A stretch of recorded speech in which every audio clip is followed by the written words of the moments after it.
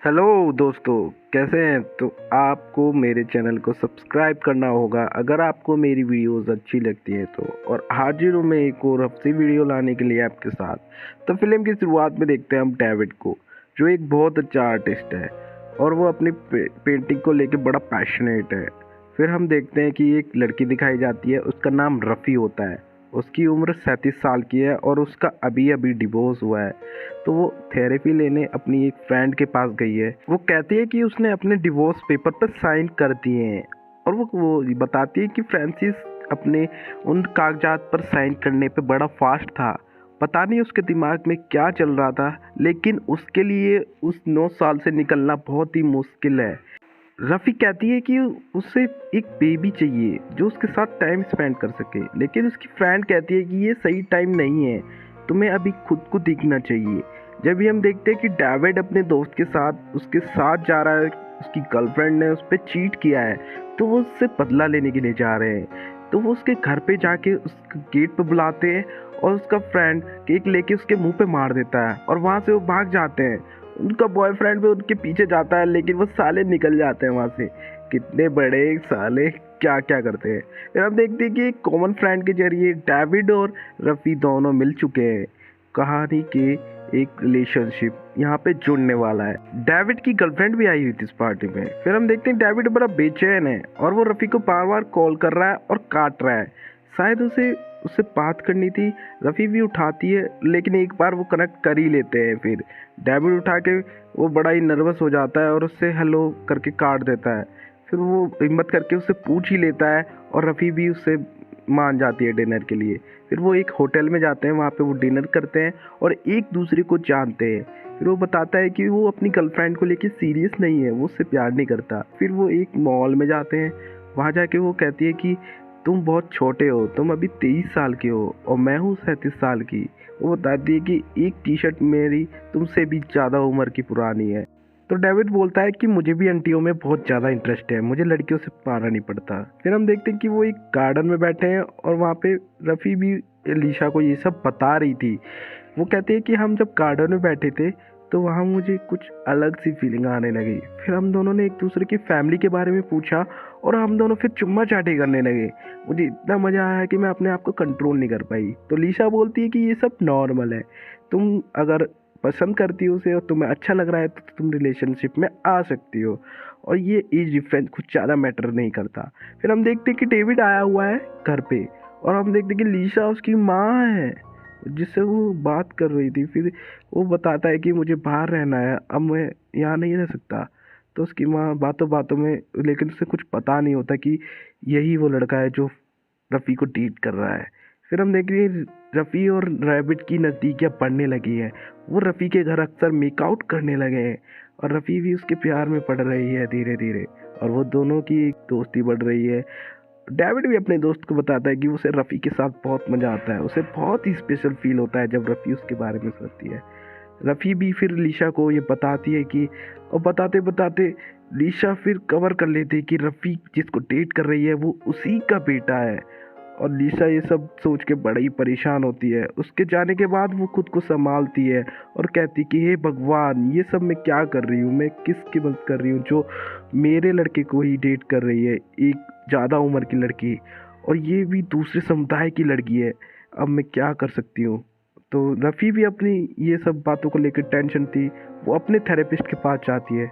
उसकी थेरेपिस्ट कहती है कि ये सब रिलेशन ज़्यादा दिन तक नहीं चल पाएगा, वो उसे जल्दी ही ब्रेकअप कर लेगा क्योंकि वो इमेच्योर और मैच्योर के साथ है, तुम्हें फिक्र करने की कोई ज़रूरत नहीं है। जब लीसा बोलती है कि उसको अच्छा नहीं लग रहा कि उसका बेटा एक नॉन जूइश फैमिली को डूइट कर रहा है और वो जूइश से। इधर डेविड रफ़ी को डेट पर ले गया है, उसके साथ अपनी रंगीन रातें करने बनाने के लिए वो डेट कर रहे हैं। फिर हम देखते हैं कि रफ़ी अगले दिन उसको एक मैच ग्राउंड पे देखने जाती है जहाँ पर डेविड अपना बास्केटबॉल मैच कर रहा था। फिर अगले सेशन में रफ़ी लीशा को बताती है कि वो डेविड को बहुत ज़्यादा पसंद करने लगी है, वो उससे बेहद प्यार करने लगी है, शायद वो अब उसके साथ इंटीमेट होने के लिए भी राज़ी होने लगी है। वो कहती है कि वो हर वो अपने घर में हर एक कोने में उसके साथ इंटीमेट होना चाहती है और उससे बहुत बुरी तरह उठवा उठवा कर करवाना चाहती है। तो उसकी माँ लीसा ये सब सुनकर बड़ी डाइजेस्ट नहीं कर पा रही थी इन बातों को, और वो बार बार पानी पिए जा रही थी और उसको बड़ी तल्लू भरी निगाहों से देख देख कर पानी पी रही थी, और वो सुन नहीं पा रही थी कि वो बताती है कि उसके हर एक अंग बहुत ही सेक्सी एंड मूवमेंट है। उसकी माँ ये सब सुन रही है। वो बोलती है कि उसका 2 लड़कियों से और पहले साथ अफेयर भी था।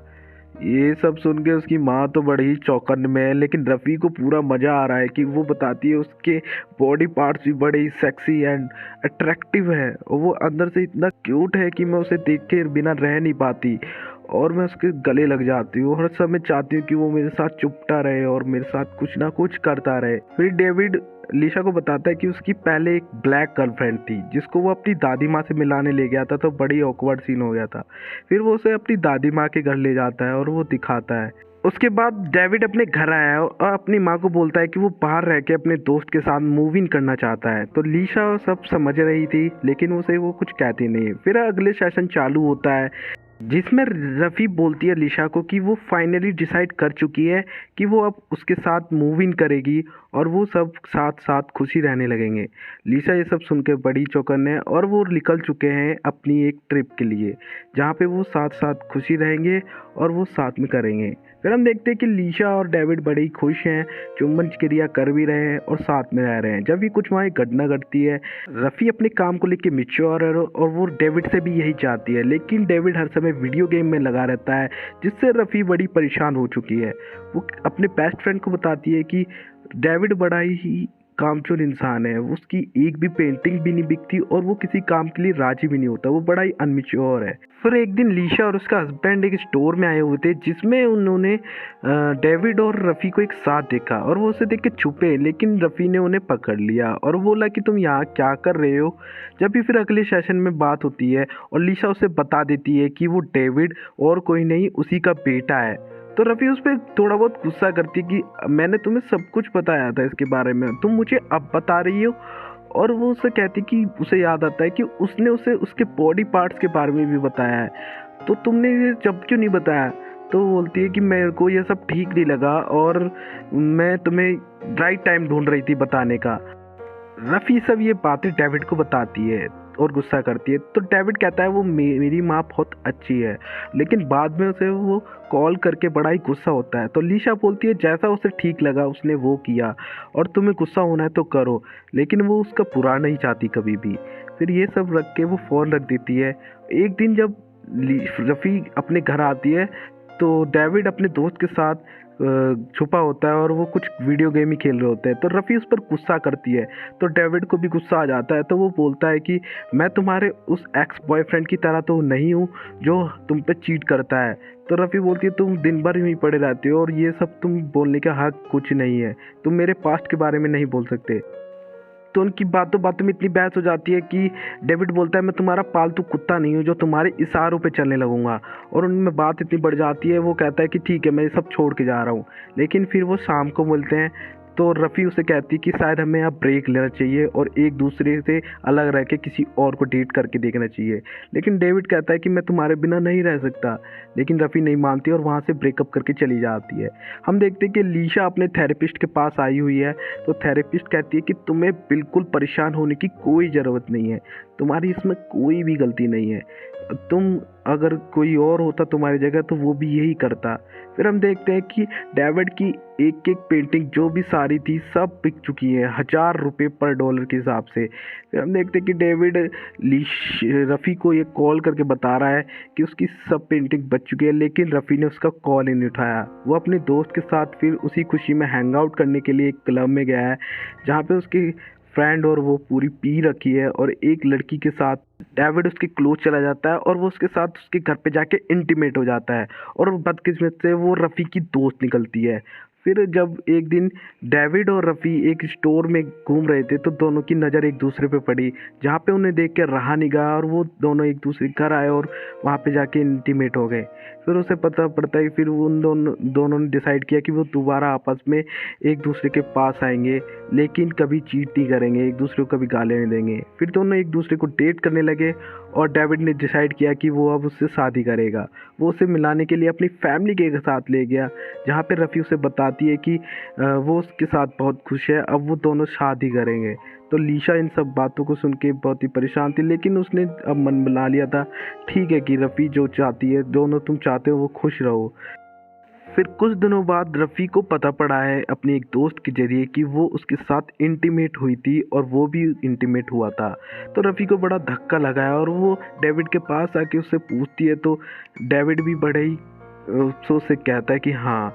फिर वो अपनी थेरेपिस्ट लेने अपनी माँ के पास गया है, जहाँ पे उसे उसकी माँ कहती है कि उसे बहुत कुछ उसके बारे में पता पड़ा है, कैसे वो अपने आर्टिस्ट लाइफ के बारे में जीता है, कैसे उसकी 2 गर्लफ्रेंड थी और रफ़ी उसके लिए बहुत ही इम्पोर्टेंट पर्सन है, वो उसे बेहद प्यार करती है और वो उसे बताती है कि रफ़ी के लिए एक बच्चा होना कितना इम्पोर्टेंट है और वो तुमसे चाहती भी है, वो भी तुम्हें बहुत प्यार करती है।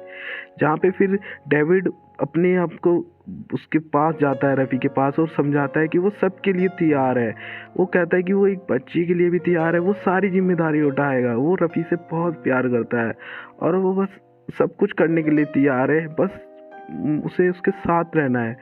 और रफ़ी फिर उससे कहती है कि नहीं, वो समझ चुकी है कि डेविड उससे कितना प्यार करता है, लेकिन रफ़ी उसे कहती है कि तुम अभी सिर्फ 23 साल के हो, तुम्हारे भी कुछ सपने होंगे, तुम्हें अपने सपनों पर अटल रहना चाहिए, तुम्हें नहीं पता कि कितनी जिम्मेदारियाँ होती हैं, तुम्हारा 23 साल की उम्र में बाप बनना ये सब तुम्हें डिस्ट्रॉय कर देगा, तुम्हारे आर्टिस्ट लाइफ को भी, कैरियर को बर्बाद कर देगा। फिर कुछ ना कुछ वो समझ गई थी कि वो कहती कि मैं जानती हूँ कि तुम मुझसे कितना प्यार करते हो, लेकिन ये सही समय नहीं है कि हम एक दूसरे के साथ आएँ। फिर हम कुछ 1 साल बाद देखते हैं कि डेविड अपने दोस्त के साथ एक रेस्टोरेंट में गया है, जहाँ पे डेविड और रफ़ी की प्रॉपर डेट हुई थी। फिर वो वहाँ देखता है रफ़ी को कि वो बैठी हुई है, फिर वो वहाँ से बाहर आ जाता है। फिर ग्लास को डिफ्यूज़ करके देखता है, रफ़ी भी उसकी साइड देखती है और दोनों एक दूसरे को स्माइल देते हैं। फिर वहाँ से डेविड चला जाता है, वो समझ जाता है कि हाँ, कि हम दूसरों को एक दूसरे से अलग ही रहना हमारे लिए खुशी ही देगा। और इसी के साथ ये फ़िल्म समाप्त हो जाती है। तो दोस्तों, मेरे चैनल को सब्सक्राइब